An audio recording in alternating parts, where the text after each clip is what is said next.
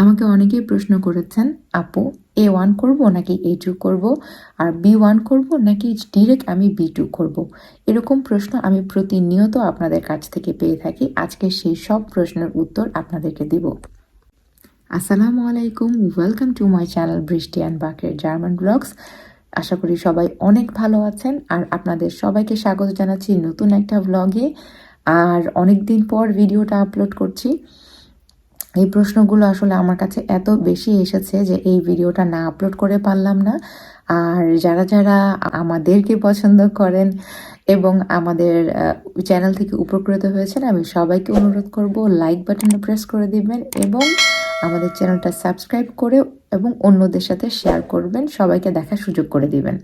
তাহলে চলুন আমাদের আজকের মেইন টপিকে চলে যাওয়া যাক। আমাদের আজকের মেইন টপিক হচ্ছে যে আমি কি A1 বা A2 করব নাকি B1 বা B2 করব, কোনটা আগে করলে ভালো হয় বা কোনটা ডিরেক্ট করলে ভালো হয়। এই প্রশ্নের উত্তর খোঁজার আগে সবার আগে আমাদেরকে এটা জানতে হবে যে যে কোনো একটা ভাষা শেখার বেসিক জিনিসটা কি। বেসিকটা হচ্ছে যে আপনার যে অ্যালফাবেটগুলা, যে বর্ণমালাগুলা, সেটাই হচ্ছে বেসিক। বেসিকের পরে আসতেছে যে একটা ভাষা কতগুলো লেভেলে থাকে, যেমন ধরেন বিগিনার লেভেল, তারপরে ইন্টারমিডিয়েট লেভেল, অ্যাডভান্স লেভেল, তাই না?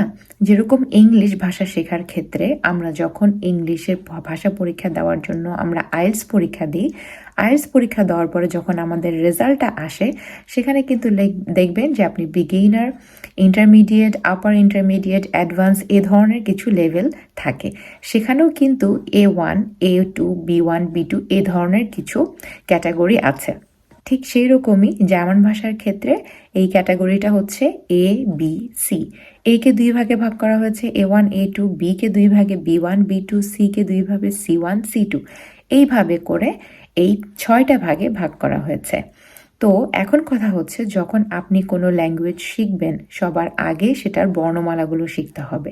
বর্ণমালা যখন আপনার শেখা হয়ে যাবে, নাম্বারসগুলো যখন আপনার শেখা হয়ে যাবে, তারপরে আপনি একটা সেন্টেন্স কিভাবে তৈরি করে সেটা শিখবেন, তাই না? ভার্বগুলো কিভাবে কাজ করে, কোথায় ভার্ব বসাবেন সেটা শিখবেন। এইভাবে কিন্তু আমরা আস্তে আস্তে শিখি। যখন আমরা একটা ছোট্ট ছোট্ট সেন্টেন্স বানানো শিখে যাই, তারপরে কিন্তু আমাদেরকে 2টা সেন্টেন্স কানেক্ট করা শিখতে হয়।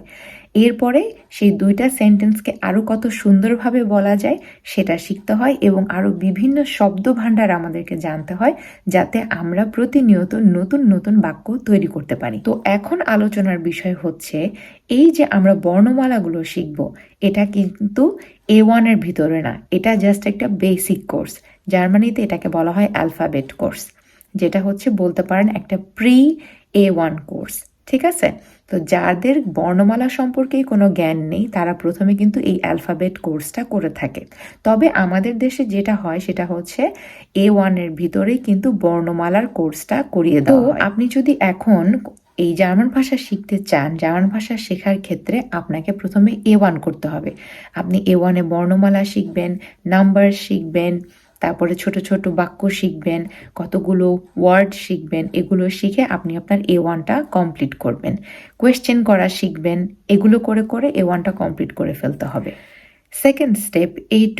A2তেও কিন্তু আপনাকে আরও একটু ইলাবোরেটলি শিখতে হবে, একটু কঠিন কঠিন ওয়ার্ড শিখতে হবে, 2টা সেন্টেন্সকে কানেক্ট করা শিখতে হবে, এবং একটা ছবি দেখে আপনাকে ডেসক্রাইব করা জানতে হবে, এবং আপনার নিজেকে ইন্ট্রোডিউস করা শিখতে হবে। নিজেকে ইন্ট্রোডিউস করা কিন্তু A1এও আমরা করব, A2তে আমরা আরেকটু ডিফারেন্টভাবে করব।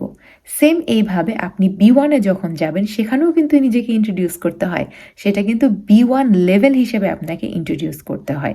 B2-তে গেলেও আপনাকে B2 লেভেল হিসেবে আপনাকে নিজেকে ইন্ট্রোডিউস করাতে হয়। তো এখন ব্যাপারটা হচ্ছে যে দেখেন, আপনি যখন একটা সেন্টেন্স শিখবেন, সেটা কিন্তু আপনাকে ছোট থেকে আস্তে আস্তে বড় সেন্টেন্স শিখতে হবে। তার মানে আপনি কিন্তু A1 গ্যাপ দিয়ে A2 করতে পারবেন না, A2 গ্যাপ দিয়ে আপনি B1 করতে পারবেন না, B1 গ্যাপ দিয়ে B2 করা যাবে না। আপনাকে প্রত্যেকটা স্টেপ বাই করে করে করে করে সামনে আগাতে হবে। এবং আপনি যদি এভাবে স্টেপ বাই সামনে না আগান, তাহলে আপনার পড়াতে অনেক গ্যাপ থেকে যাবে, আপনার গ্রামাটিক প্রচুর ভুল হবে, এবং আপনার যে আর্টিকেল সেখানে প্রচুর ঘাটতি থেকে যাবে। সেক্ষেত্রে কিন্তু আপনি আসলে রাইটিংয়ে ওইরকম নাম্বার উঠাতে পারবেন না। অনেক সময় আপনি লিসেনিংয়েও বুঝতে পারবেন না, রিডিংয়েও আপনার অনেক সমস্যা হয়ে যাবে। যার কারণে জার্মান ভাষা শেখার ক্ষেত্রে, ইভেন যে কোনো ভাষা শেখার ক্ষেত্রেই আপনাকে কিন্তু স্টেপ বাই স্টেপ করতে হবে। এটা ধরেন আমাদের সমাজ পরীক্ষা, সমাজ বইয়ে আমাদের 10টা চ্যাপ্টার আছে। এখন আমি চিন্তা করতেছি আমি সব চ্যাপ্টার পড়বো না, আমি 8টা চ্যাপ্টার পড়বো, তাহলে আমার কোয়েশ্চেন কমন আসবে এবং আমি পরীক্ষায় পাশ করে যাব। তখন আমরা কি করব, 8টা চ্যাপ্টার পড়ি এবং ওই 2টা চ্যাপ্টার আমরা বাদ দিই 10টা চ্যাপ্টার থেকে।